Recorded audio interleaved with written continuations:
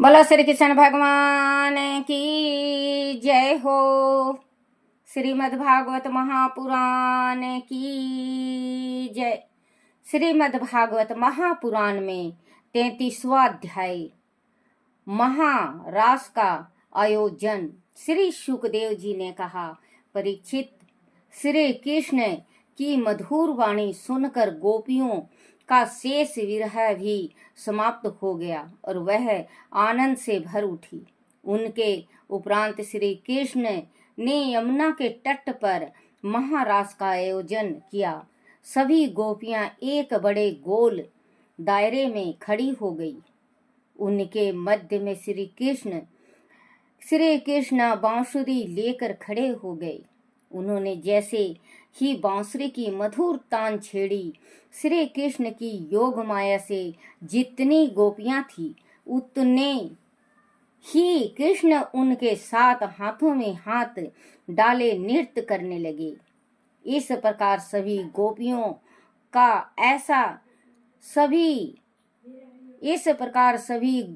गोपियों को ऐसा लगने लगा कि जैसे कृष्ण उन्हीं के साथ ही नृत्य कर रहे हैं।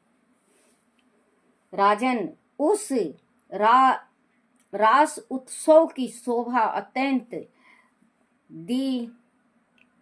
दिव्य थी। मुरली की मधुर तान पर नृत्य करती गोपियों और कृष्ण को देखने के लिए आकाश में आसक्त देवी देवता, गंधर्व, किन्नर आदि आ जुड़े और भगवान श्री कृष्ण का योग गान करते हुए पुष्प वर्षा करने लगे।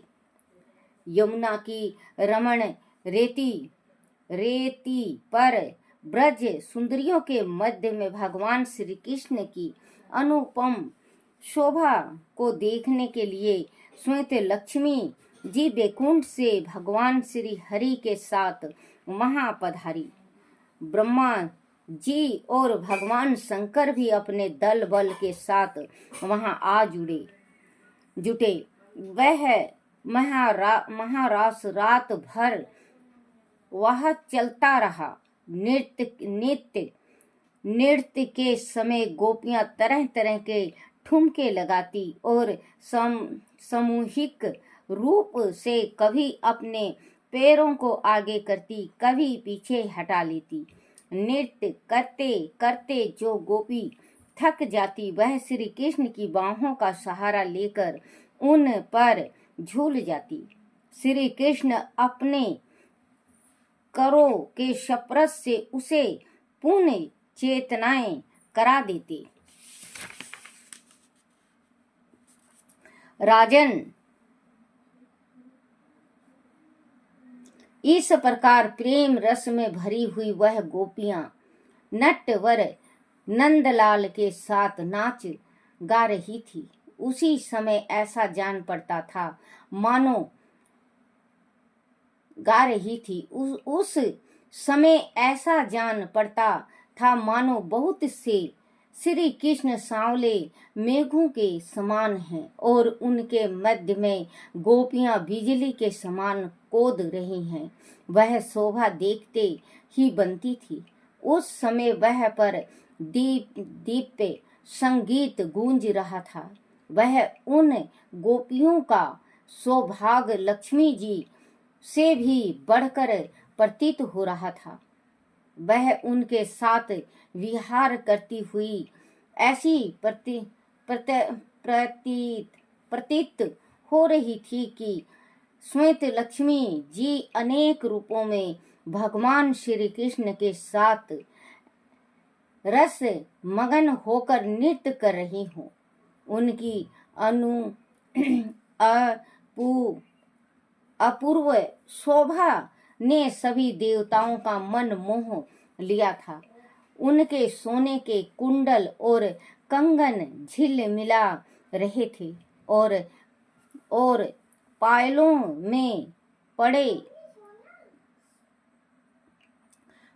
में पड़े घुंघरुओं की सामूहिक झनकार दीप संगीत की रचना कर रही थी।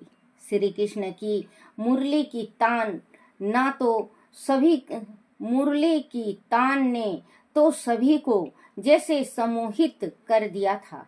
राजन परीक्षित ने पूछा, मुनिवर, भगवान श्री कृष्ण तो सारे जगत के स्वामी हैं।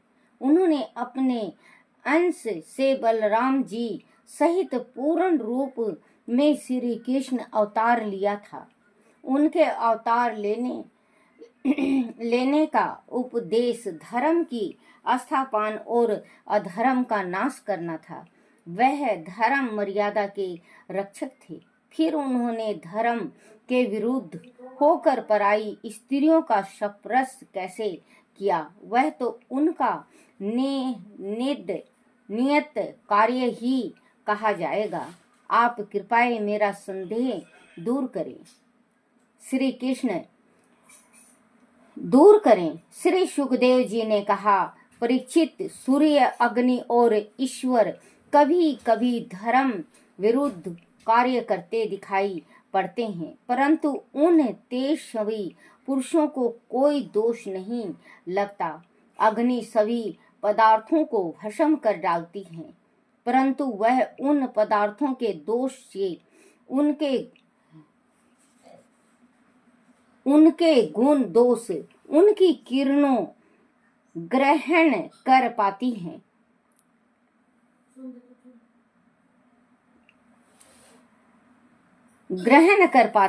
इस प्रकार भगवान श्री कृष्ण तो सभी जीवों में विद्यमान होते हुए भी उनसे परे हैं। तट स्थल है, वह मात्र दृष्ट है। उनका स्पर्श दोष युक्त पदार्थों को पवित्र करता है, ना कि वह स्वयं अपवित्र हो जाता है। श्री कृष्ण का मानवीय रूप भी सभी धर्मों से परे है। वह पाप नहीं है। जीव आत्मा का परमात्मा में योग ही महाराज की परम अनुमति है। परीक्षित, समर्थवान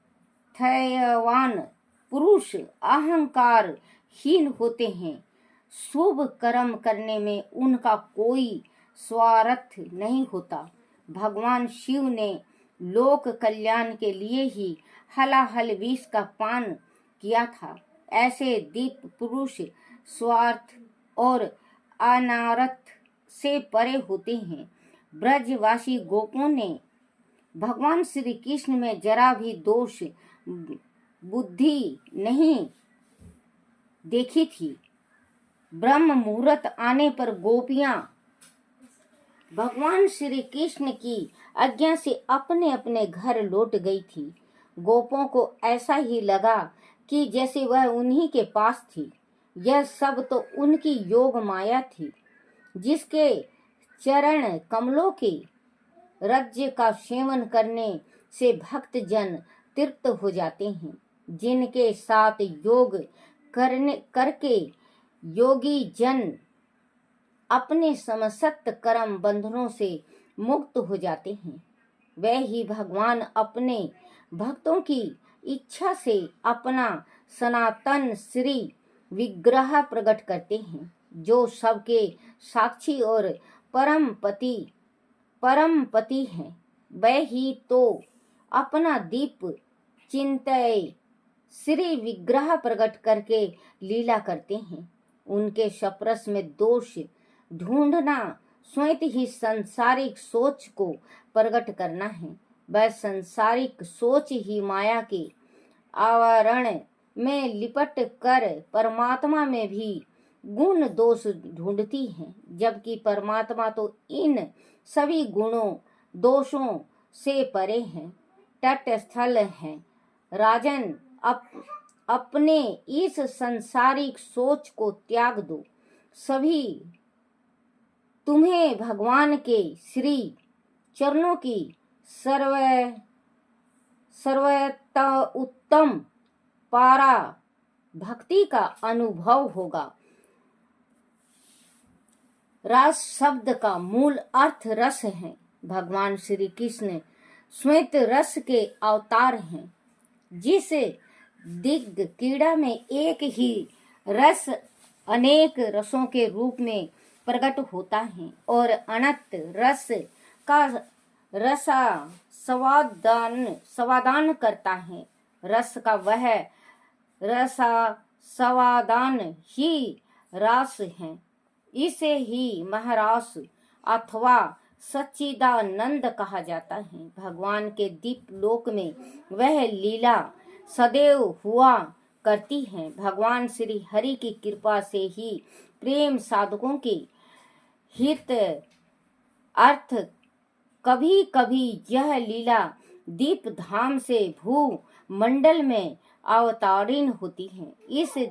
इसे देख और सुनकर तथा गाकर अधिकारी प्रेम पुरुष भगवान की लीला का परम आनंद लेता है। भगवान श्री कृष्ण का महारास मानवी होते हुए भी दीप है। इसमें काम भावना के लिए कोई स्थान नहीं है।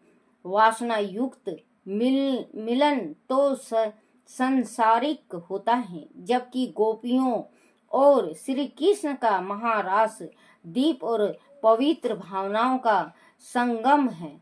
वह शरीर की नहीं, अंत प्रेम की पराकाष्ठा है। यह देह है और वह देही है। इस प्रकार का भेदभाव केवल प्रकृति के राज्य में ही होता है। अप्रकृति लोक में यह नहीं होता। वह प्रकृति भी चिन्मय है। वह स्थूलता ही होता है। अप्रकृति लोक में यह नहीं होता। वह प्रकृति भी चिन्मय है। वह स्थूलता के लिए कोई स्थान नहीं है। यह रास तो परम उज्ज्वल रास का एक ऐसा दीप प्रकाश है जो नाशवान स्थूल पदार्थ को सनातन सूक्ष्म रूप में परिवर्तन कर देता है। इस दीप प्रकाश में शरीर नहीं, भाव प्रमुख हो जाता है। इस भाव के प्रेम रस की एक झलक माता के तत्वों में देखी जा सकती है। जीव और परमात्मा का योग इसी भाव रस से संभव हो पाता है। ब्रज की गोपियां भी इस भाव रस के रथ में सवार होकर भगवान श्री कृष्ण से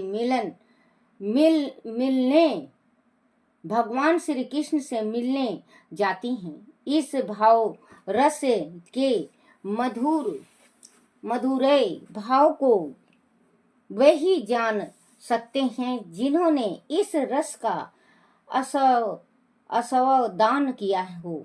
दूसरे लोग तो उनकी कल्याण भी नहीं कर सकते। गोपियों की दृष्टि में श्री कृष्ण मात्र चिदानंद स्वरूप हैं। उनके हृदय में श्री कृष्ण को तृप्त करने वाले प्रेम अमृत हैं। उनके इस प्रेम अमृत में स्थूल प्रेम की कल्पना करना दुर्बुद्धि का परिचय देना है। उन गोपियों के दीप भाव को साधारण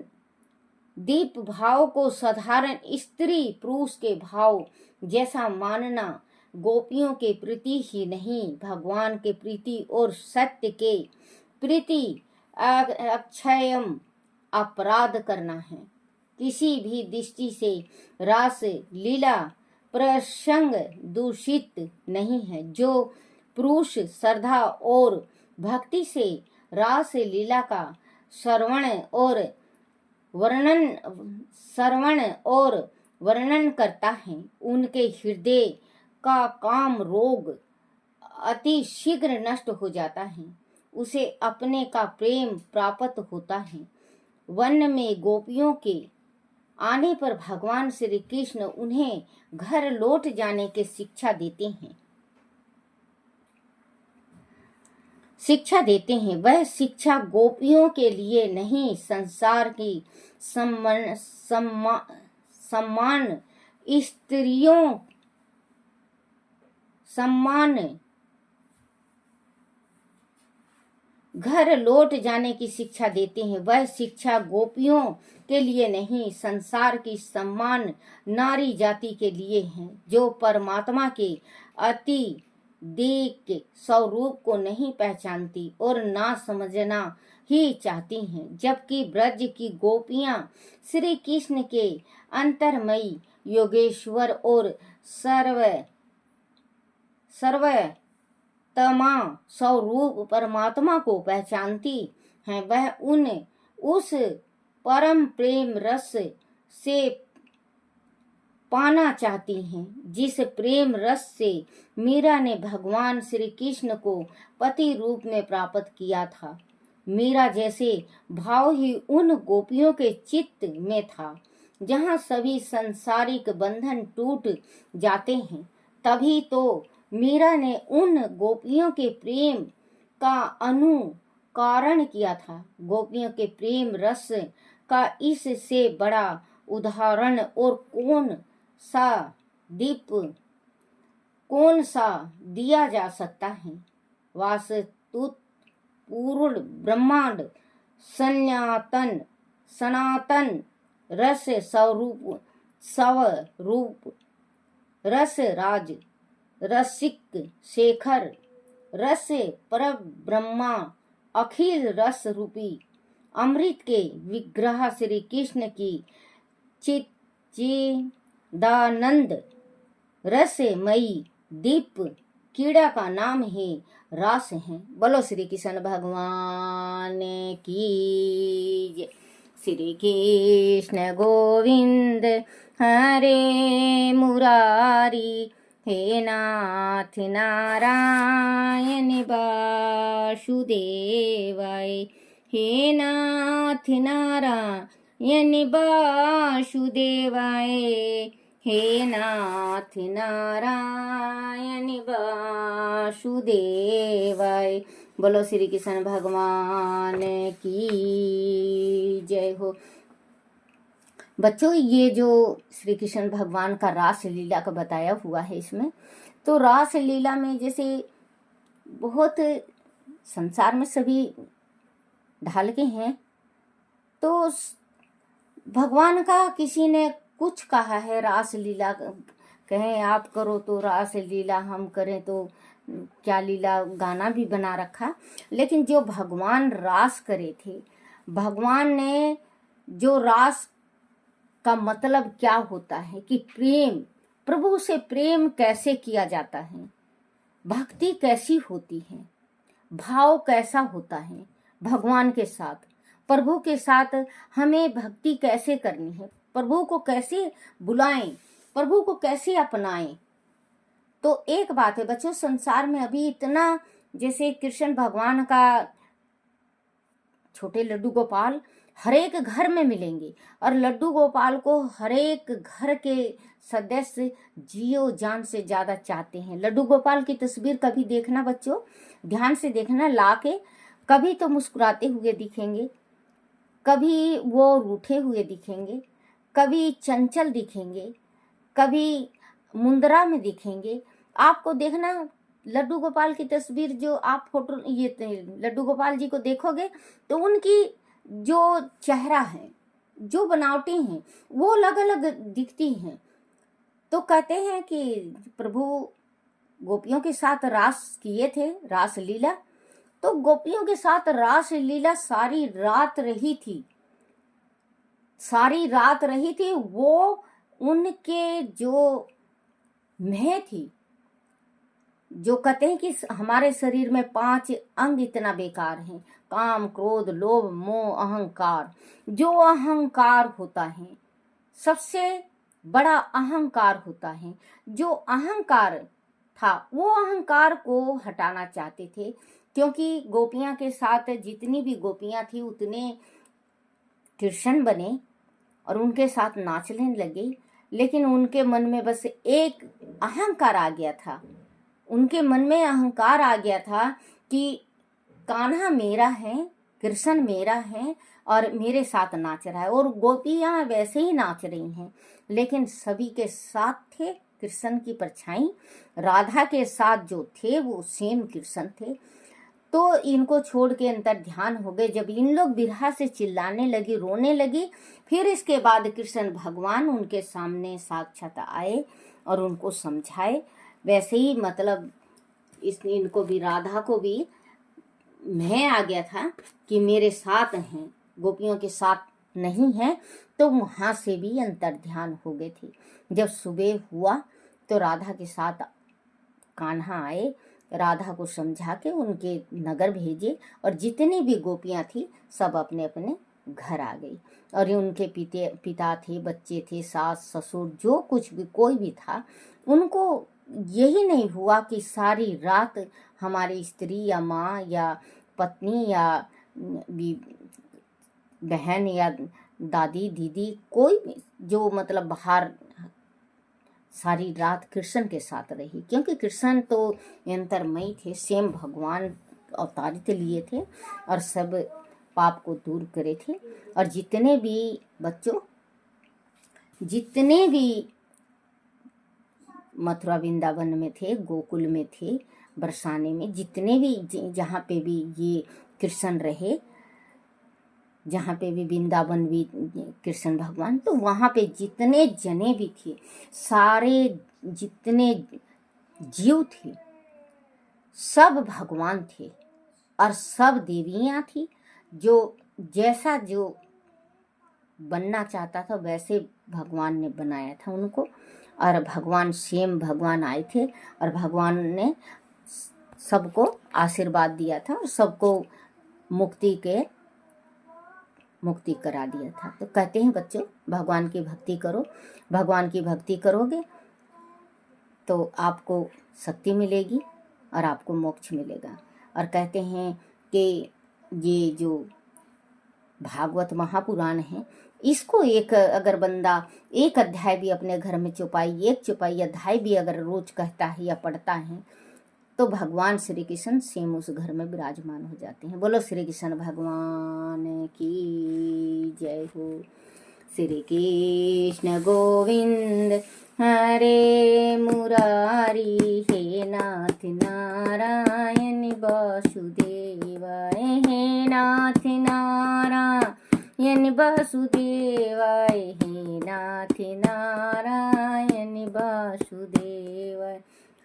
बोलो श्री कृष्ण भगवान की जय। हे मेरे कृष्ण भगवान, हे मेरे बंसी वाले, हे मेरे गिरधारी, मेरे से कोई भूल हो जाए, कोई गलती हो जाए, कोई टूटी रह जाए, मुझे क्षमा करना, क्षमा करना, क्षमा करना। बोलो अपने अपने माता पिता की जय, अपने अपने गुरुदेव महाराज की जय।